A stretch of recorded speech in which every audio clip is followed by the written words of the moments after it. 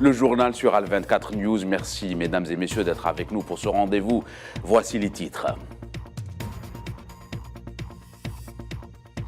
Le Premier ministre algérien Ayman Ben Abdelrahman inaugure la 22e édition de la CITEV à Alger, Salon international du voyage et du tourisme.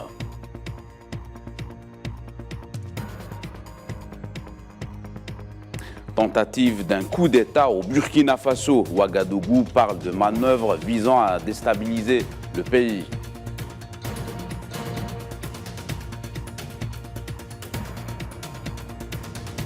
Dans les territoires occupés de la Palestine, le coordinateur des Nations Unies dénonce l'arrestation administrative des Palestiniens par les autorités d'occupation.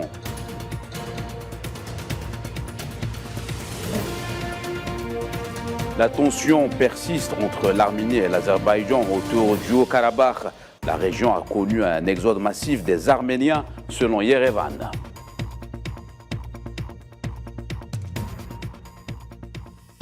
Voilà pour les titres. Bonsoir à tous. Le Premier ministre algérien Ayman Ben Abdelrahman a inauguré aujourd'hui à Alger la 22e édition de la CITEV, Salon international du voyage et du tourisme. Le Premier ministre a souligné que le nombre de touristes pour cette année a dépassé les 1 600 000 de touristes, ce qui signifie une augmentation estimée à 1 million de touristes par rapport à l'année 2022.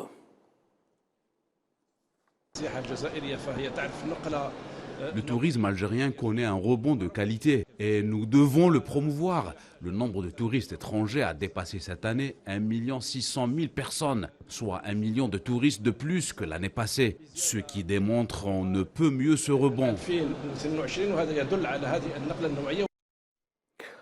Direction le Burkina Faso. Dans un communiqué lu à la télévision nationale, les autorités de transition burkinabé ont affirmé mercredi soir avoir déjoué la veille une tentative de coup d'État. Plusieurs officiers de l'armée et d'autres acteurs présumés impliqués dans cette tentative de déstabilisation ont été interpellés et d'autres sont activement recherchés. Les détails avec Souila Kilel.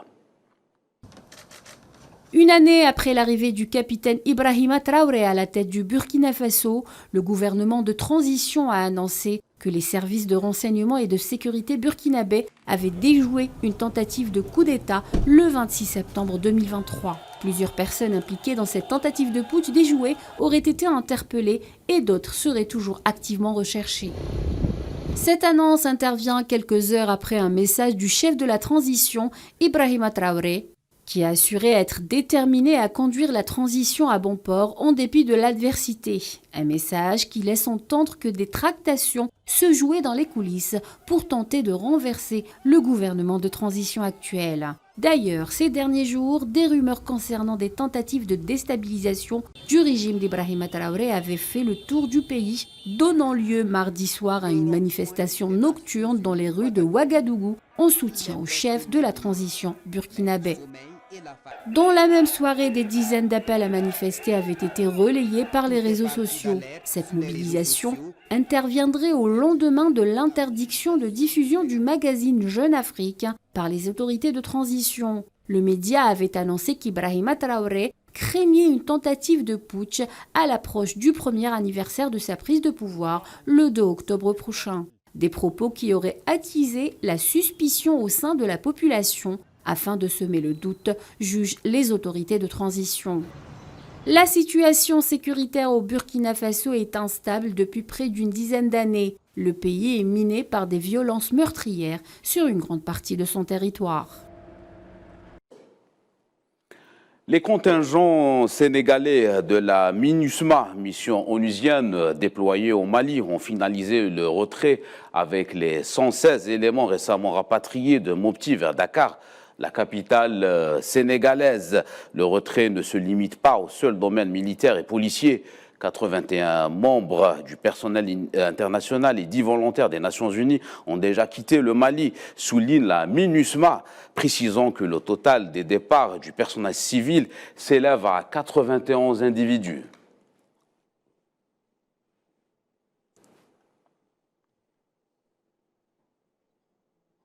Et on reste au Mali. L'armée malienne avait rapporté mercredi avoir repoussé une attaque d'envergure contre ses positions à Acharan dans la région de Tombouctou. Le nord du Mali est le théâtre depuis fin août d'une reprise des hostilités de la part de groupes armés contre l'armée malienne et une intensification des attaques terroristes.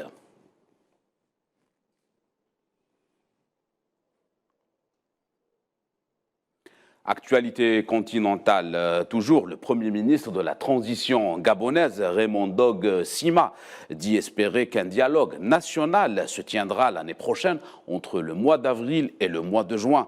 Une décision qui survient après presque un mois de l'annulation du scrutin présidentiel et le limogeage d'Ali Bongo.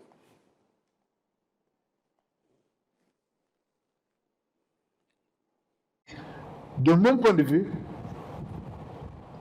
le dialogue national pourrait être entre avril et juin dans cette zone-là. Il faut qu'il ait lieu dans cette partie. Quand on aura fini de faire ce document de base et que la synthèse aura été faite, alors on convoquera un dialogue national parce qu'on disposera d'un document de base qui va dire voilà ce sur quoi nous sommes d'accord et voilà ce sur quoi nous ne sommes pas d'accord. Et le débat national, le dialogue national ou les assises nationales, peu importe, je ne m'attache pas au nom, mais le débat que l'on aura devra porter sur ces points de divergence.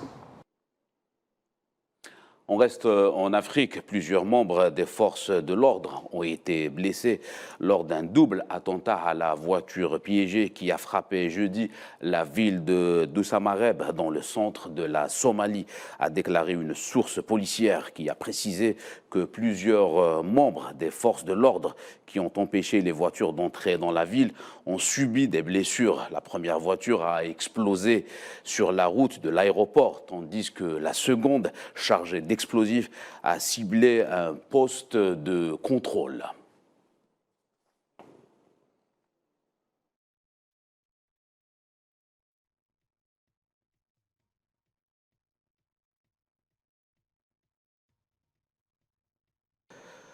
Direction le Proche-Orient, le coordinateur de l'ONU, Thor Wensland, a déclaré concernant le processus de paix au Moyen-Orient que les forces d'occupation emprisonnent 1264 Palestiniens en détention administrative. Dans son exposé devant le Conseil de sécurité, Wensland a ajouté que la résolution 2334 du Conseil de sécurité appelle à prendre des mesures immédiates pour prévenir tous les actes de violence contre les civils palestiniens, y compris celles du terrorisme, de l'incitation à la haine et les actes destructeurs. Il a exprimé sa profonde préoccupation face à l'escalade de la violence en Cisjordanie occupée et la ville Al-Quds. Et dans les territoires occupés de la Palestine, toujours des dizaines de colons extrémistes ont pris d'assaut la mosquée Al-Aqsa, une nouvelle forme de provocation menée autour de cette esplanade sacrée et sous une protection policière des autorités d'occupation. Avant cet événement, les forces d'occupation ont pris d'assaut la commune de Beit Dakou, située à l'extérieur du mur, et ont arrêté 4 jeunes Palestiniens, dont un prisonnier libéré récemment. En Irak, et après la tragédie survenue lors d'une fête de mariage dans la région de Hamdaniya et qui a coûté la vie à 114 personnes, le Premier ministre irakien Mohammed Shia al-Soudani a rendu visite aux blessés dans les hôpitaux. Auparavant, les autorités avaient décrété un deuil de 3 jours en hommage aux victimes.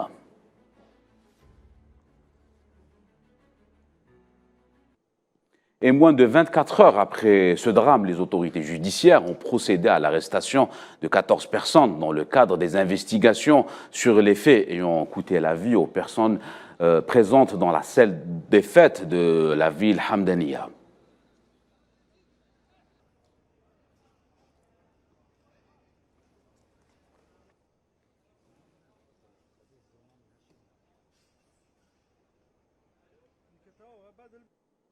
La situation au Karabakh a du mal à se dénouer entre Yerevan et Bakou, une enclave peuplée majoritairement d'Arméniens, mais rattachée à l'Azerbaïdjan, avec qui le conflit s'enchaîne depuis plus de 3 décennies. La République séparatiste autoproclamée du Haut-Karabakh va procéder à sa propre dissolution dès le 1er janvier prochain. Le point avec Naïla Haït Hamouda. La situation au Haut-Karabakh prend un tournant dangereux. Cette région peuplée majoritairement d'Arméniens, mais rattachée à l'Azerbaïdjan, avec qui les conflits se répètent depuis des années. Ces derniers jours, les événements semblent s'accélérer. La République autoproclamée du Haut-Karabakh a annoncé aujourd'hui son autodissolution et celle de toutes les institutions à partir du janvier 2024, une semaine après l'offensive de l'Azerbaïdjan. Le dirigeant de cette enclave, Samuel Shahramanian, a annoncé la dissolution de toutes les institutions gouvernementales et organisations. En conséquence, la République de Nagorno-Karabakh cesse son existence. Une décision qui pourrait hypothéquer l'avenir du Haut-Karabakh. Sur le terrain, l'afflux de réfugiés se poursuit à la frontière entre l'enclave et l'Arménie. Environ 60 000 personnes, soit la moitié des quelques 120 000 résidents, ont fui en quelques jours, de craindre d'être la cible des répressions azerbaïdjanaises, malgré la promesse de Bakou de respecter leurs droits.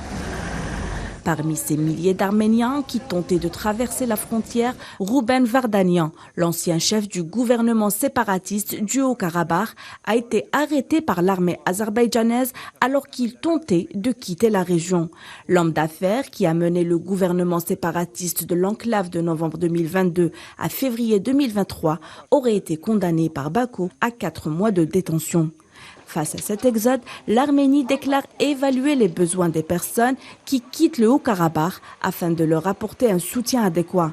Mais selon les observateurs, l'Arménie manque de moyens et aura besoin de soutien étranger pour éviter une crise humanitaire. Et dans les derniers développements de la crise entre l'Arménie et l'Azerbaïdjan, le Premier ministre arménien Nikol Pachinian qualifie les exodes de ses citoyens comme une politique de nettoyage ethnique menée par Bakou.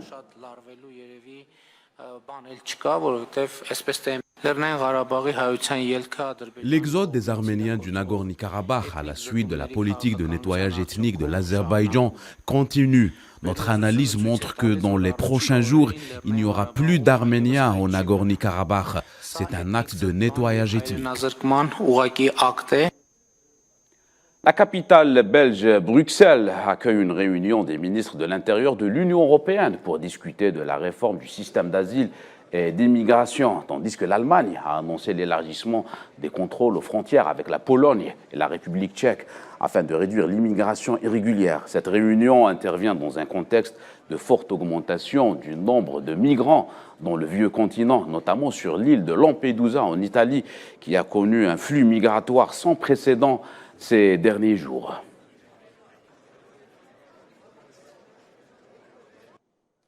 Le président russe Vladimir Poutine s'est adressé par vidéoconférence aux gouverneurs russes ainsi que ceux nommés par Moscou dans les régions rattachées récemment par la Russie. Denis Pouchiline, gouverneur de la République populaire de Donetsk, affirme que c'était encore difficile pour le Donbass, mais que la situation ne peut être comparée à celle qui prévalait avant.